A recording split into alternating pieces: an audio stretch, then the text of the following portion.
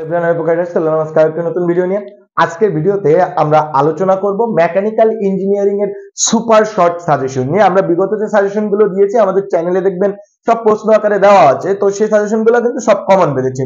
তো যাই হোক, আজকে সেই আঙ্গিকে আমি চেষ্টা করব মেকানিক্যাল ইঞ্জিনিয়ারিং ড্রয়িং, যদিও সাবজেক্ট অনেক ছোট, তার গুরুত্বপূর্ণ কিছু প্রশ্ন আপনাদের বলে দেওয়ার জন্য আপনারা চাইলে ভিডিওটি রেকর্ড করে রাখতে পারেন অথবা লিখে নিতে পারেন খাতায় প্রশ্নগুলো। এই প্রশ্নগুলো যদি পড়েন, আমি বলি আসলে পাস মার্ক, কিন্তু বাস্তবে দেখা যায় যে 50% এর বেশি প্রশ্ন কমন পড়ে। আরেকটা বিষয় অনেকে জানেন না যে এই সাবজেক্টটা কিন্তু 30 মার্কসের পরীক্ষা হবে, সুতরাং আপনাদের সংক্ষিপ্ত এবং অতি সংক্ষিপ্ত এবং রচনামূলকে কিন্তু প্রশ্নের পরিমাণ অনেক কম থাকবে। তো যাই হোক, আমরা প্রথমে চলে আসি যে অতি সংক্ষিপ্ত প্রশ্নে। সবাই ধৈর্য সহকারে ভিডিওটি দেখবেন এবং অবশ্যই আপনার ভিডিওটি ভালো লাগলে বন্ধুদের সাথে শেয়ার করবেন, যেন তারাও আসলে ভিডিওটি দেখার সুযোগ পায়। এছাড়াও আপনি যদি আমার চ্যানেলে নতুন হয়ে থাকেন তাহলে অবশ্যই আমার চ্যানেলটি সাবস্ক্রাইব করে রাখবেন। আর বিগত সাজেশন যারা নিয়েছিলেন তারা অবশ্যই একটু ভিডিওতে কমেন্ট করে যাবেন যে আসলে বিগত সাজেশনগুলো আমার আসলে কমন এসেছে কিনা। আচ্ছা, এরপরে আমরা চলে আসি তাহলে প্রথম অধ্যায়ের অতি সংক্ষিপ্ত যে প্রশ্ন আছে সেই অতি সংক্ষিপ্ত প্রশ্নে। প্রথম অধ্যায়ের অতি সংক্ষিপ্ত প্রশ্নে আমরা যে সাজেশন গুলো দিচ্ছি আপনারা রেকর্ড করে রাখুন অথবা লিখে রাখুন। প্রথম প্রশ্ন হিসেবে আমি বলছি, কাটিং প্লেন ও কাটিং প্লেন লাইন কি? অতি সংক্ষিপ্ত। অধ্যায় 1, হাফ সেকশন কি? ছেদিত দৃশ্য বা সেকশনাল ভিউটা কি? এরপরে ছেদন বা হ্যাচিং কেন করা হয়? এরপরে আপনার সংক্ষিপ্ত প্রশ্নে আসুন। সংক্ষিপ্ত প্রশ্ন হিসেবে আমি বলছি, ছেদিত দৃশ্য অঙ্কনের উদ্দেশ্য বিবৃতি করো এবং সেকশনাল ড্রয়িং কত প্রকার ও কি কি? রচনামূলক প্রশ্ন হিসেবে বলছি, সেকশন ড্রয়িং বলতে কি বোঝায় চিত্র সহ আলোচনা করো। এছাড়াও বিভিন্ন প্রকার সেকশন ড্রয়িং এর ব্যাখ্যা দাও। তো এগুলো একটু বই থেকে আপনারা লিখে নেবেন অথবা বই থেকে দাগিয়ে নেবেন। এছাড়াও আপনারা যদি এই সেমিস্টারের পরবর্তী যে পরীক্ষাগুলো আছে সবগুলা সাবজেক্টের সাজেশন পিডিএফ ফাইল আকারে পেতে চান তাহলে অবশ্যই আমাকে হোয়াটসঅ্যাপে নক করতে পারেন এই নাম্বারে। আসলে সেই সাবজেক্টগুলোর সাজেশন কিন্তু আপনারা পিডিএফ পেয়ে যাবেন, এগুলো কিন্তু পেইড সাজেশন, ফ্রি না, পিডিএফ ফাইলের যে সাজেশন। তো চলে আসি এবার দ্বিতীয় অধ্যায়তে। দ্বিতীয় অধ্যায়ের যে অতি সংক্ষিপ্ত প্রশ্ন আছে সেই অতি সংক্ষিপ্ত প্রশ্নের প্রথম প্রশ্নটা হচ্ছে, স্ক্রু থ্রেড বলতে কি বোঝায়? 2 নম্বর প্রশ্নটা, থ্রেডের লিড কাকে বলে? 3 নম্বর হিসেবে, সার্কুলার পিস বলতে কি বুঝি? 4 নম্বর হিসেবে, থ্রেডের স্ক্রু পিস ও লিডের মধ্যে পার্থক্য কি? 5 নম্বর প্রশ্ন হিসেবে বলছি, স্পার গিয়ার কাকে বলে? 6 নম্বর প্রশ্ন হিসেবে বলছি, পিস সার্কেল বলতে কি বুঝো? 7 নম্বর প্রশ্ন হিসেবে বলছি, বোল্ট কাকে বলে? 8 নম্বর প্রশ্ন হিসেবে বলছি, লিড কাকে বলে? এই যে প্রশ্নগুলো আছে এই প্রশ্নগুলো পড়লে আশা করা যায় শুধু পাস মার্ক না, অবশ্যই ভালো মার্ক কমন পাবেন। এরপরে আসেন সংক্ষিপ্ত প্রশ্নে। সংক্ষিপ্ত প্রশ্নের প্রথম প্রশ্ন হিসেবে আমরা বলছি, থ্রটের শ্রেণী বিভাগ করো।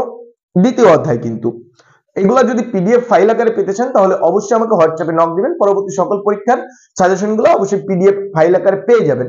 আরো একটা কথা বলে রাখি যে এই সাজেশন কিন্তু সম্পূর্ণ পেইড, অর্থাৎ পিডিএফ ফাইল আকারে নিতে চাইলে আপনাকে পেমেন্ট করতে হবে, অর্থাৎ প্রতি সাবজেক্ট প্রতি 120 টাকা পেমেন্ট করা লাগবে। এরপরে আসেন যে সংক্ষিপ্ত প্রশ্ন হিসেবে 2 নম্বর প্রশ্ন হিসেবে বলছি, একটি স্ক্রু থ্রেডের চিত্র অঙ্কন পূর্বক বিভিন্ন অংশগুলোর নাম লিখো। Most important question.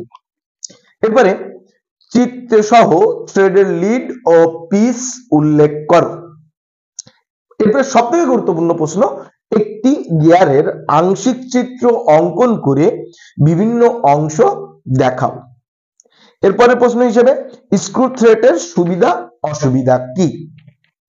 এরপরে রচনামূলক প্রশ্ন হিসেবে বলছি, বিভিন্ন প্রকার থ্রেডের ব্যাখ্যা দাও। ডান হাত এবং বাম হাত থ্রেডের মধ্যে পার্থক্য কি?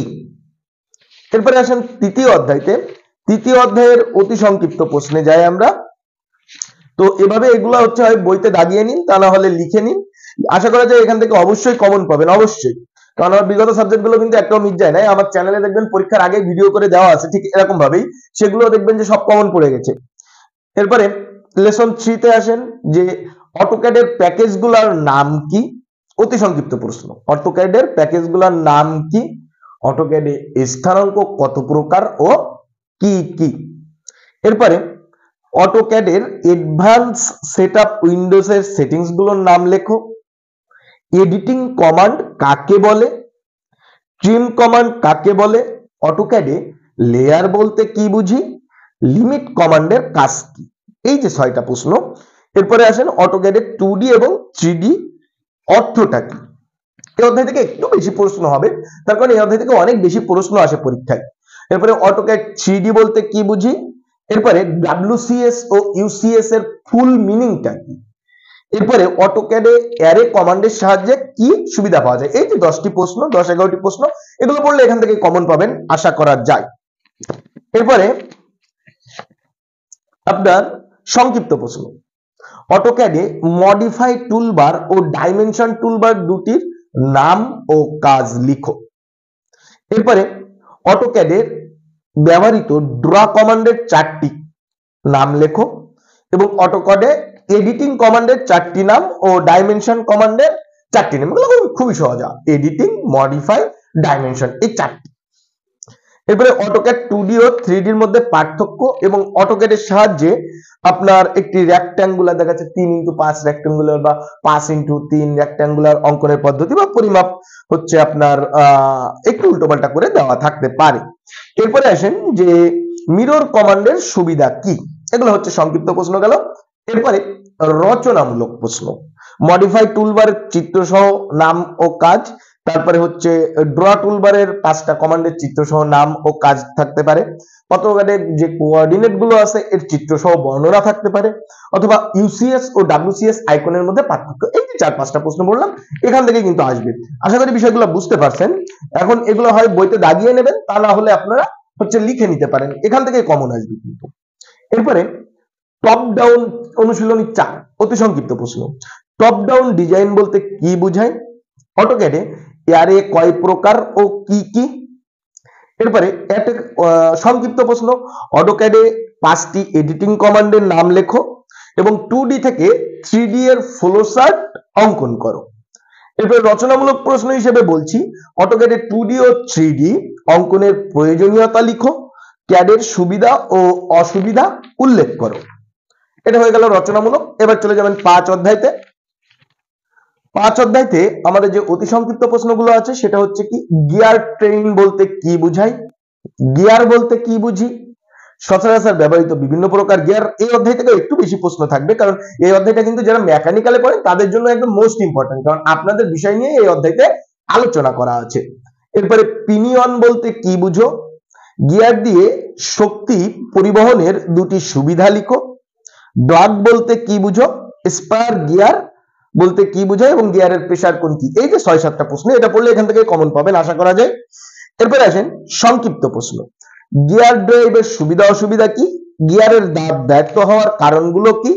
মোস্ট ইম্পর্টেন্ট কোশ্চেন, যেটা প্রত্যেকবার পরীক্ষায় আসে। একটি গিয়ারের আংশিক চিত্র অঙ্কন করে বিভিন্ন অংশ দেখাও এবং একটি স্পার গিয়ারে কমপক্ষে 2টি দাঁত অঙ্কন করে বিভিন্ন এলিমেন্টস দেখাও। এবং আরো একটা রচনামূলক প্রশ্ন, সেটা হচ্ছে বিভিন্ন ধরনের গিয়ারের ব্যাখ্যা করো। আশা করা যায় যে এইগুলো পড়লেই কিন্তু আপনারা 100% কমন পেয়ে যাবেন 5 মার্ক। তো আশা করি বিষয়গুলো বুঝতে পারছেন। ধন্যবাদ, ভালো থাকবেন, সুস্থ থাকবেন।